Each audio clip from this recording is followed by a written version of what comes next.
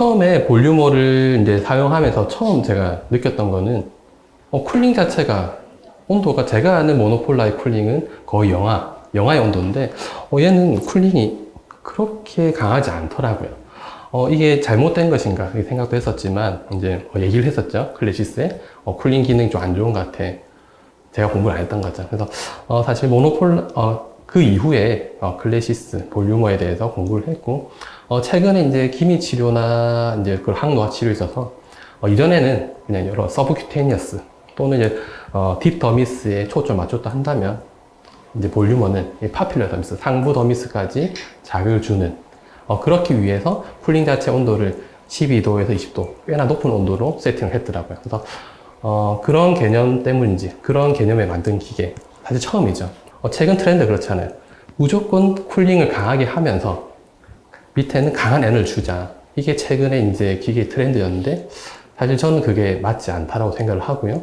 이번에 볼륨을 쓰면서 우리가 놓치고 있었던 그동안 다른 모노폴라 RF가 놓치고 있었던 파퓰러 더미스의 자극 이 파퓰러 더미스의 자극을 줄 수 있는 유일한 모노폴라가 클래시스의 볼유머다.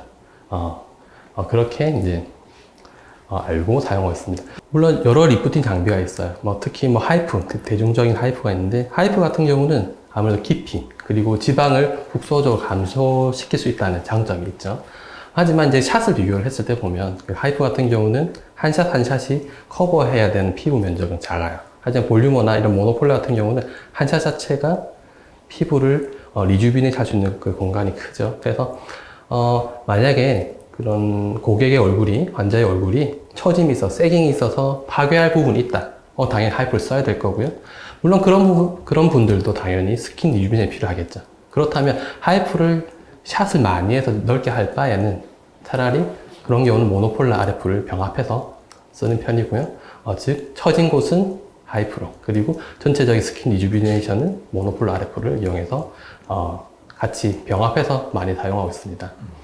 물론 이제 꺼진 분들도 있죠. 꺼진 분들 같은 경우는 당연히 채워준 치료가 필요할 거고요. 최근에 이제 대세 콜라겐 부스터, 폴리머들을 적절히 잘 섞어서 모노폴라 RF와 다 사용하고 있습니다. 사실 순액 쿨링 방식이 좋다 나쁘다. 그 전에 원리가 더 중요하겠죠. 이제 아까 말씀드린 대로 이전에는 무조건 최대한 통증을 줄이기 위해서 피부 상부를 강하게 쿨링을 하고 그리고 하부는 강하게 또 열을 가한다. 이게 지금까지의 모노폴라 RF의 원리였죠. 사실 그렇게 하다 보니까 놓치고 있었던 게 있잖아요. 그래서 우리가 상부 더미스, 최근에 색소 치료에서도 되게 중요시한 부분들도 있죠. 그래서 이런 상부 더미스에 대한 자극을 놓치고 있었고 그런 부분까지 챙긴 장비가 이제 볼유머. 그리고 그렇기 위해서 한 방식이 순행 방식이죠. 가스 방식 같은 경우는 강력해야 거의 영하 20도로 쿨링을 할 수 있지만 그렇게 해버리면 우리가 상부 더미스에 그런 자극을 줄 수가 없죠. 쿨링이 되기 때문에.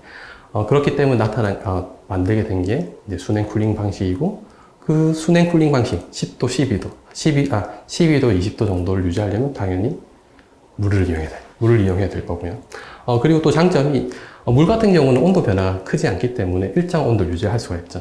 가스에 비해서. 그래서 일정하게, 은근하게 온도를 유지할 수 있다. 그리고 그런 장점이 이 순행 쿨링 방식의 장점이라고 생각합니다. 시술에 대한 편의성에 대해서 이야기하고 싶어요. 사실 이제 다른 장비는 가스가 급격히 낮추고 그 사이사이 온도를 주는 방식을 한다면 얘는 아까 물의 특징 자체 온도를 유지할 수 있잖아요. 일정하게 유지를 하고 에너지를 1초 동안 계속 준다. 근데 이렇기 때문에 장점이 뭐냐면 무빙을 할 수 있어요.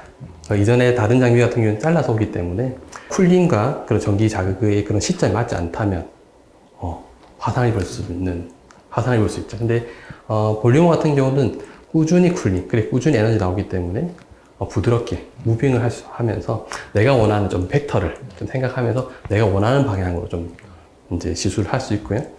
그리고 통증에 대해서 내가 강한 에너지를 주고 싶으면 스태킹을 할 수도 있지만 부분적으로 이제 환자가 너무 뜨거워하거나 그리고 또 내가 원하는 방향이 있다 한다면 약간 무빙을 하면서 시술을 할 수 있습니다.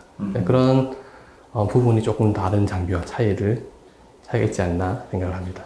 사실 모노폴라 RF는 결과가 좀 천천히 나타나긴 하죠. 근데 물론 직후에 약간 붓기가 있기 때문에 한 일주일 정도는 조금 얼굴이 좋아졌어, 모공이 좋아졌어, 이런 얘기를 하시게 되고요. 또 2, 3주 정도 지나면 또 잘 모르겠는데 이런 이야기 또 많이 하시죠. 근데 보통 3, 4주 이후부터 분명한 거는 조금 뭐 피부 결의 개선이나 보통 세안하실 때 피부의 탄력이 좋아졌어, 건조함이 좀 좋아졌어, 뭐 2개월, 3개월까지 뭐 이런 다른 전체적인 스킨 퀄리티, 그리고 홍조 이런 부분들이 같이 좋아진 것 같습니다.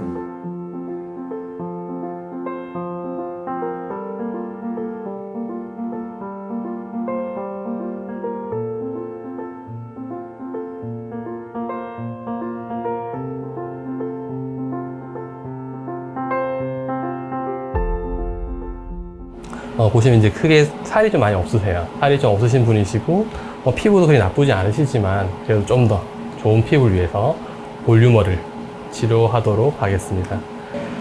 자, 처음에 이제 따뜻할 건데 좀 뜨거워집니다. 시작할게요. 지금 어떠세요? 따뜻해요?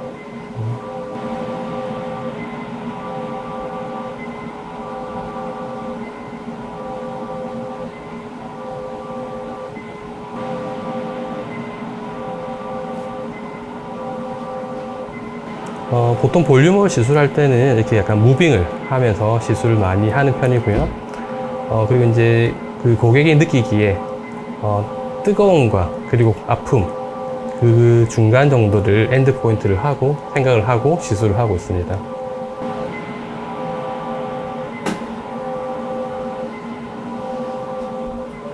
자, 반대로 갈게요. 그리고 그 모노폴 RF 같은 경우는 아무래도 열이 잘 퍼질 수 있는 시간이 필요하기 때문에 모두 한쪽 100샷을 하고 나머지 100샷을 시술하고 있습니다.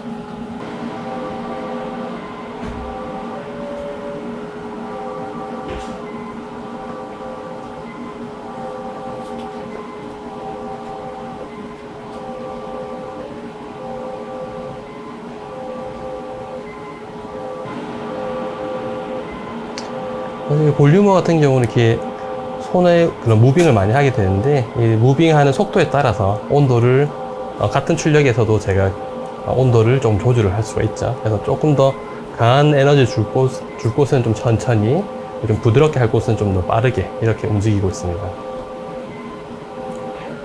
그래도 볼륨어 같은 경우는 핸드피스 자체가 이렇게 틸트 되기 때문에 이렇게 움직여도 이제 자동차 서스펜션처럼 이 얼굴의 라인을 부드럽게 좀 타고 갈 수 있어요. 다른 모노폴 RF와 비교했을 때 볼륨어는 이제 타겟 레이어가 조금 다르죠. 이때까지 기존 장비들이 딥더미스와 그 서브큐테니스 상층을 목표로 했다 한다면, 볼륨어 같은 경우는 파필러 더미스부터 서브큐테니스 상층까지, 상부까지 열을 골고루 주는 장비가 볼륨어라고 할 수 있습니다. 자, 이마로 가볼게요. 이마도 별로 아프지 않아요.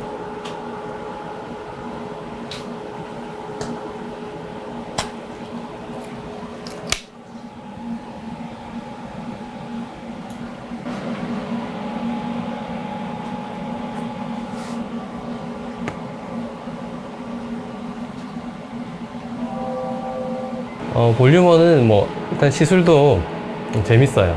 그게 뭐 보통 이전까지는 이렇게 스태킹이라 하나요? 그 그려진 눈금을 그리고 이제 한 점 한 점 도장을 찍었다 한다면, 볼륨어는 내가 조금 원하는 방향으로 벡터를 생각을 해서 좀 시술을 할 수 있어서 조금 시술 자체가 시술자로서 좀 지겹진 않아요. 재미가 있고요. 그리고 이제 받는 분 입장에서도 조금 아프긴 해요. 그런데 어느 정도 충분히 견딜 수 있는 수준의 통증이다, 이렇게 말씀드리고 싶습니다.